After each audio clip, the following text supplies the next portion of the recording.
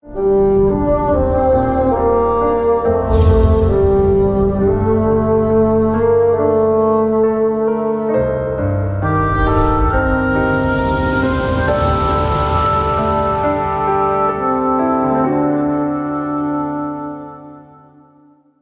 fees van ongesierde brode het aangebreek. Vandag met die preek getiteld, Die Gees van die Fees van Ongesierde Brode, laat ons die woord van God bestudeer. Die fees van ongesierde brode kan as die lydensfees beskou word. Om dit eenvoudig te stel, dit is die dag toe Jesus aan die kruis gekruisig is.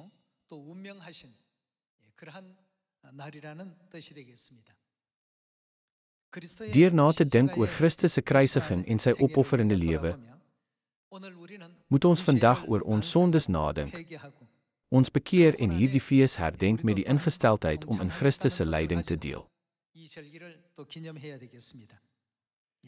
Laat ons deur die Bybel uitvind hoe die fees van ongesierde brode die Gees van Christus bevat, die toewyding, opoffering en liefde om sy lewe prys te gee om die mensdom te red.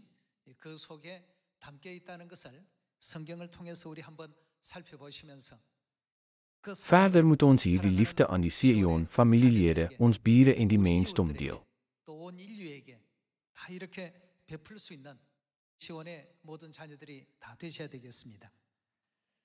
Daar is rituele van aanbidding in die Ou Testament en leringe in die Nuwe Testament aangaande hierdie fees. Maar vandag sal ons fokus op die gees van offer van God in hierdie fees. Kom ons kyk na Matteus hoofstuk 26 vers 47.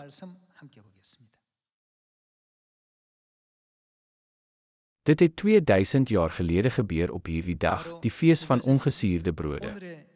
Kom ons kyk na vers 47.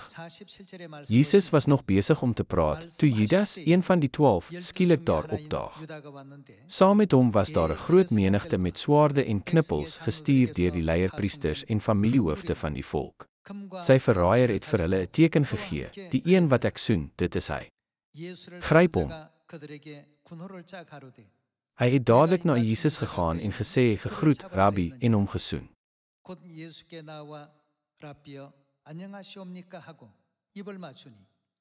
Jesus het vir hom gesê, vriend, doen waarvoor jy hier is. Toe het hulle nader gekom, Jesus gegryp en hom gevange geneem.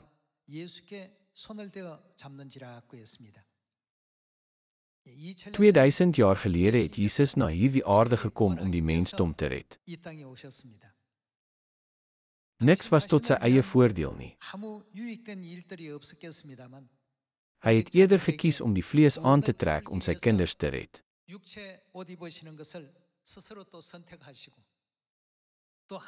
Jesus het al die heerlikheid van die hemel en self sy troon op sy gesit en na hierdie aarde gekom om die sondaars te red.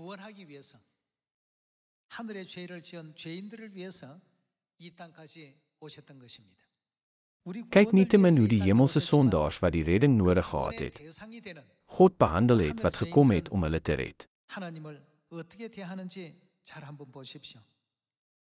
Hulle het nie geskroom om hom te verraai nie. Hulle het komplot beraam om Jesus in hegtenis te neem.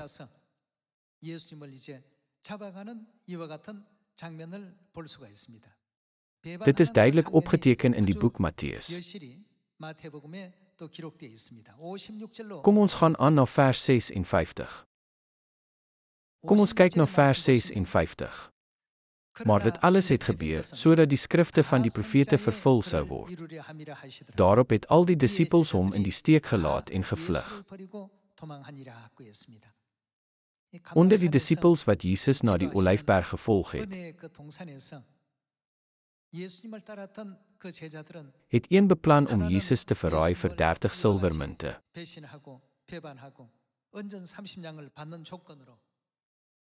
Asof dit nie genoeg was nie, het die res van die disippels, wat beloof het om hom tot die einde toe te volg, Jesus verlaat en gevlug.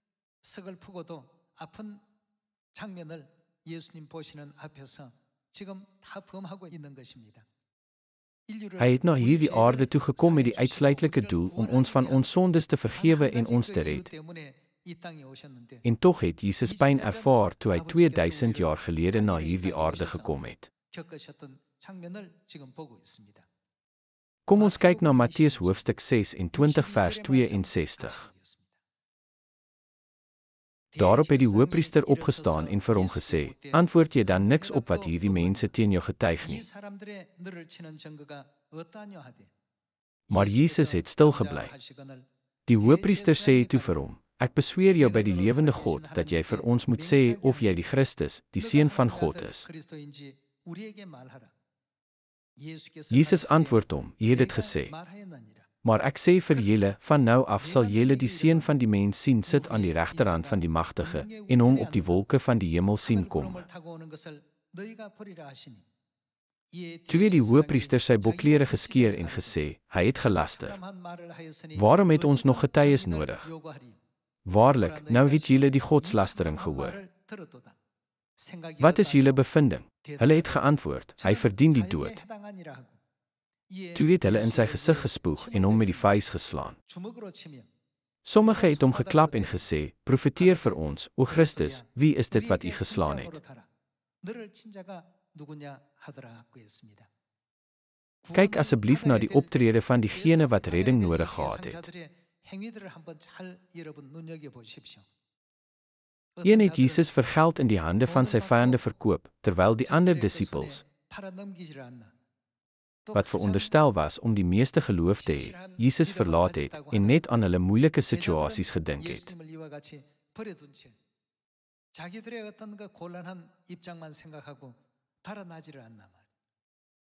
Dit is ons aard, ons moet nadink oor onsself en God wat gekom het om ons te red deur die gees van hierdie fees.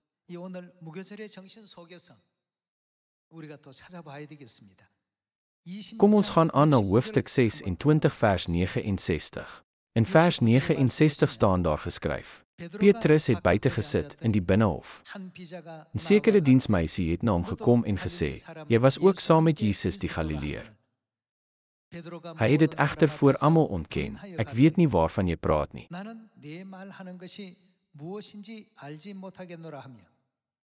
En 'n ander diensmeisie het hom na die poort sien loop en sê toe vir die mense daar, hierdie man was saam met Jesus die Nasarener.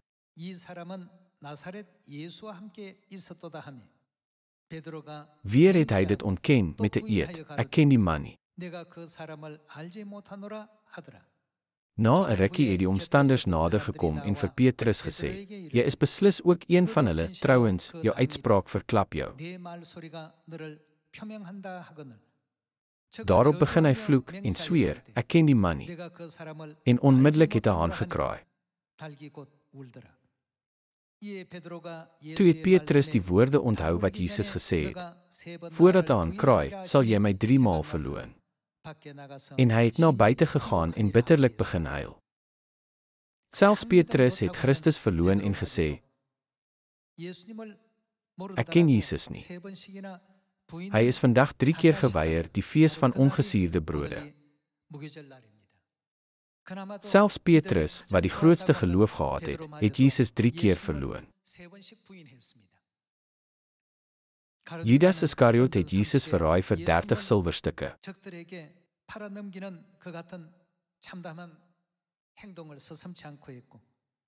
Kyk ook hoe die ander disippels wat naby hom was, net weggehardloop het.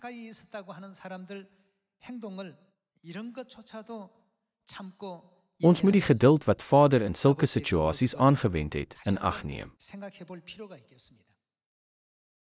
God het na hierdie aarde toegekom om aan hulle die verlossing te gee.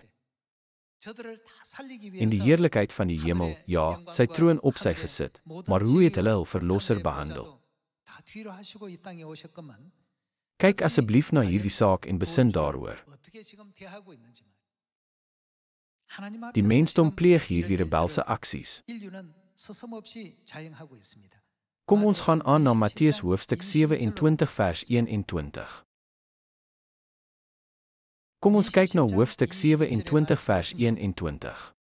Die prokurator het hulle weer gevra, wie van die 2 wil julle hê, moet ek vir julle vrylaat? Hulle het geroep, Barabbas. Pilatus vra hulle toe, wat moet ek dan maak met Jesus wat as Christus bekend staan? Hulle roep toe almal uit, laat hy gekruisig word. Pilatus vra toe vir hulle, watter kwaad het hy dan gedoen? Maar hulle het nog harder geskreeu, kruisig hom. Toe Pilatus sien dat hy niks bereik nie, maar dat daar eerder 'n oproer kom, het hy water geneem en voor die skare sy hande gewas en gesê, ek is onskuldig aan die bloed van hierdie man. Julle moet maar self toesien. Die hele volk het geantwoord, laat sy bloed op ons en ons kinders kom. Daarop het hy Barabbas vir hulle vrygelaat, maar Jesus het hy laat gesel en toe oorgelewer om gekruisig te word. Met betrekking tot die verlosser wat gekom het om hulle te red, het die mensdom hom as selfs erger as 'n rower beskou.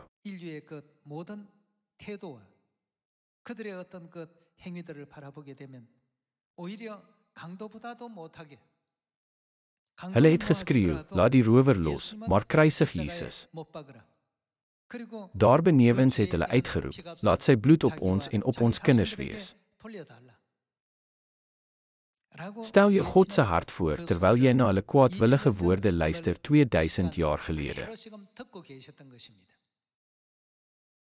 Hy het na hierdie aarde toe gekom om hulle te red en aan hulle die vergifnis van sondes te gee.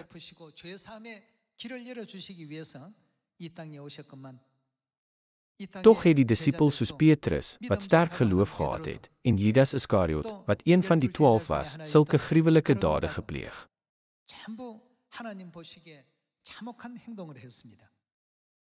Verder het die Israeliete, wat op God gewag het,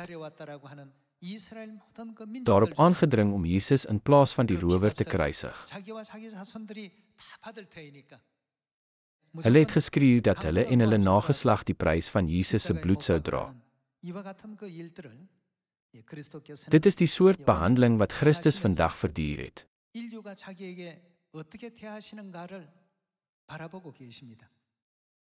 Van vers 27 af kan ons egter sien dat Jesus hulle oor hulle ontferm het en hulle laste in stilte op homself gedra het.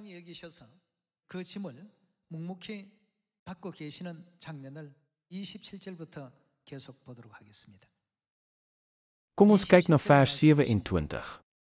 Toe het die soldate van die prokurator vir Jesus na die pretorium saamgeneem en die hele kohort soldate by hom byeengebring. Hulle het sy klere uitgetrek en 'n helderrooi mantel om hom gehang. Nadat hulle 'n kroon van doringtakkies gevleg het, het hulle dit op sy kop gesit en 'n riet in sy regterhand. Hulle het voor hom gekniel en met hom die spot gedryf, gegroet, koning van die Jode. Hulle het op hom gespoeg en die riet geneem en hom herhaaldelik op sy kop geslaan. Nadat hulle met hom gespot het, het hulle die mantel afgehaal, sy bokklere vir hom aangetrek en hom weggelei om hom te kruisig. Terwyl jy dit een vir een ondersoek, stel jou voor hoe jy sou voel as jou fisiese pa ly weens sondes wat hy nie gepleeg het nie.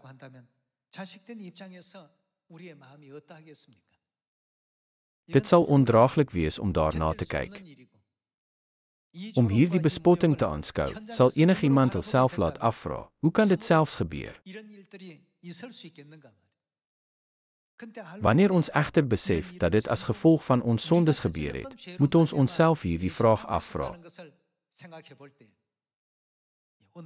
Hoe moet ons gesindheid vandag wees? Hy het na hierdie aarde toegekom om die mensdom te red wat vir die hel bestem was. Tog het hulle hom van sy klere uitgetrek, 'n doringkroon geplaas, 'n staf in sy regterhand gesit, voor hom gekniel en hom gespot. Hulle het op hom gespoeg en met die staf op sy kop geslaan en gesê, wees gegroet, koning van die Jode.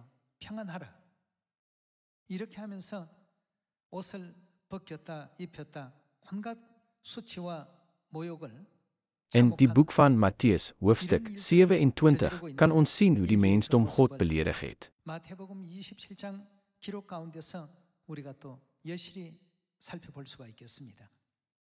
Tog het hy dit verduur soos 'n stil skaap.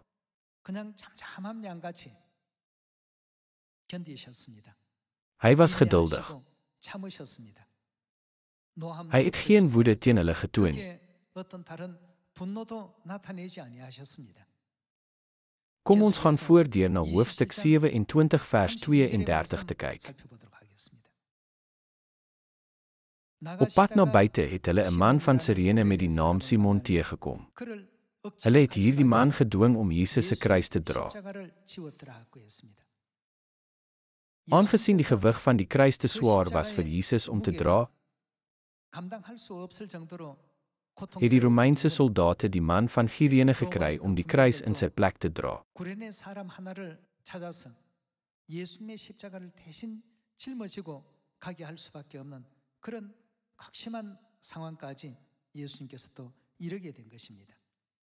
이래서 이런 지난날의 오늘의 무교절의 그 장면들을 바라볼 때마다 Dit wys die erns van die situasie.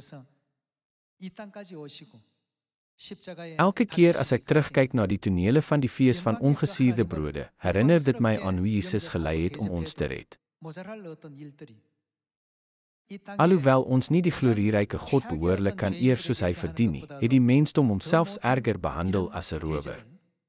강도보다도 못하게 Hy het gesien hoe die disippels hom verraai, 달리우시기도 하시고 부인도 당하시고 또 내버려 놓음을 당하시고 hom verloon en hom verlaat net om hulle eie lewens te red. 현장을 목독해도 하시고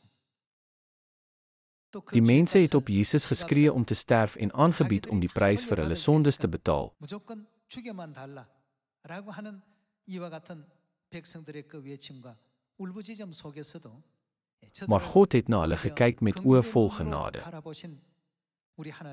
Dit wys sy oorweldigende genade en liefde, wat ons moet onthou om die gees van die fees van ongesuurde brode te hê.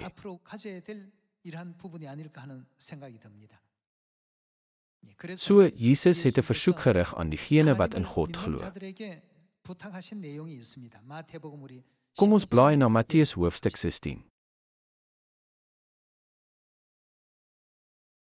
Matteus hoofstuk 16 vers 24. Toe het Jesus vir sy disippels gesê, as iemand my wil navolg, moet hy homself verloon en sy kruis opneem en my volg. 자기를 부인하고 자기 십자가를 지고 나를 쫓으라고 했습니다. Die kruis simboliseer lyding. 실제 십자가가 Hy het bedoel, wie my wil volg, moet die lyding dra. In vers 25 sê Jesus, 나를 want wie sy lewe wil red, sal dit verloor, maar wie sy lewe ter wille van my verloor, sal dit vind. Hy het gesê, neem jou kruis op en volg my na die ewige koninkryk van die hemele. 이러면 차절이라. 나를 따라오려거든. 내가 가는 영원한 천국까지 갈 사람들은 전부가 자기 십자가를 지고 나를 쫓으라고 이렇게 일깨워 주셨습니다. Gooi jou arrogansie weg, neem jou kruis op en volg my met die uitsluitlike bedoeling om die mensdom te red. 오직 인류를 구원하겠다는 한 가지 마음만으로 십자가를 짊어지고 Dit is die gees van die fees van ongesuurde brode. 이 무교절의 정신이라고 볼 수가 있겠습니다. Alhoewel hy na hierdie aarde gekom het met die goeie bedoeling om die mensdom te red, het die mensdom hom bespot, geminag en vervolg. 모든 자세와 태도들은 조롱과 또 멸시와 또 핍박과 또 온갖 수치와 모멸감을 Die Bybel wys hoe hulle hulle rug op Christus gedraai het wat hulle kom red het. 구원하러 오신 그리스도의 그 선하신 뜻을 외면하는 그런 장면을 우리가 볼 수 있습니다. Nietemin kan ons sien dat Christus stil was soos 'n skaap voor sy skeerders. 그 입을 열지 아니하신 우리 그리스도의 그 모습을 여기서도 확인할 수 있겠습니다. Watter pad moet ons dan uit die lewe van Christus leer? 오늘날 우리들은 어떤 그 길을 배워야 될까? 베드로전서 4장 Kom ons blaai na 1 Petrus hoofstuk 4. Kom ons kyk na 1 Petrus hoofstuk 4 vers 13. Wees eerder bly na mate julle deel het aan die lyding van Christus, sodat julle ook by die bekendmaking van sy heerlikheid uitbundig sal kan jubel. As julle ter wille van Christus se naam beledig word, gelukkig is julle, omdat die Gees van heerlikheid, dit is die Gees van God, op julle rus. Niemand van julle moet immers as moordenaar of dief of kwaaddoener of bemoeisieke lei nie.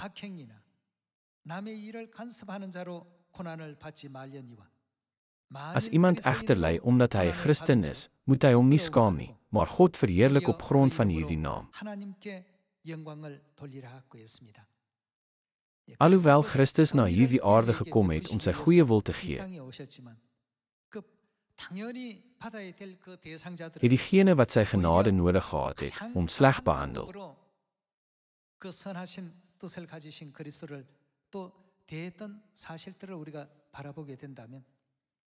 Ons moet onthou hoe Vader die moeilike evangeliepad voor ons geloop het. Wanneer ons ook al moeilike situasies in die gesig staar terwyl ons die goeie nuus aan die mensdom oordra. Ons moet ook nadink oor moeder se opoffering en glo dat ons geduld moet hê deur al hierdie beproewinge. Kom ons kyk na 1 Petrus hoofstuk 2 vers 18. Huisbediendes, wees met groot ontzag aan julle werkgewers onderdanig, nie net aan die goeies en vriendelikes nie, maar ook aan die onredelikes.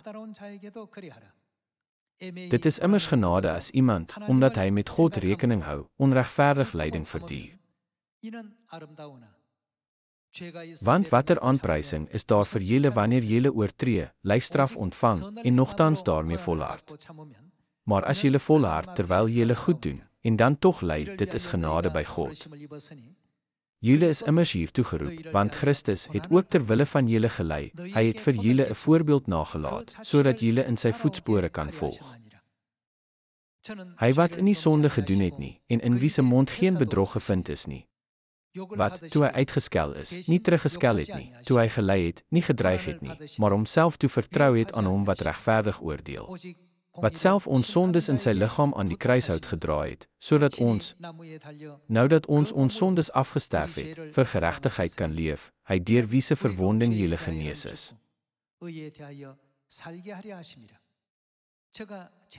Julle was immers verdwaal soos skape, maar nou het julle teruggekeer na die herder en bewaker van julle siele.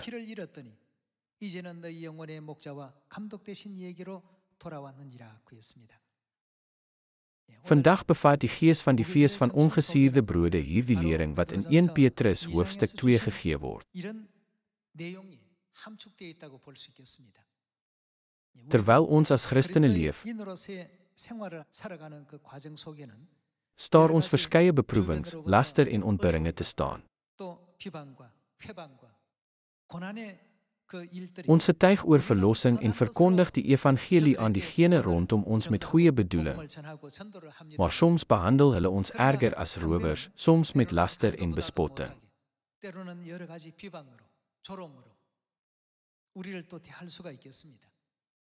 Ons het ook ons geliefde lidmate om ons. Soms, selfs onder ons lidmate, kan ons ongemaklike situasies teekom.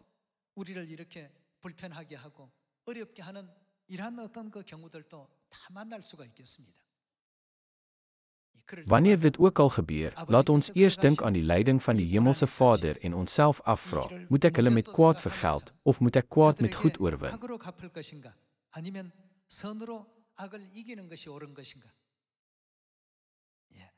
Deur dit te doen, sal ons in staat wees om God te volg.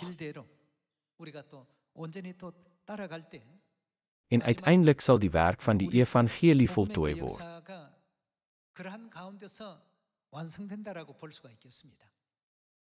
Wanneer ons bose en onregverdige dade in die gesig staar, is daar verskeie maniere om te reageer. Moet ek met liefde reageer, of moet ek hulle met pyn en lyding vergeld?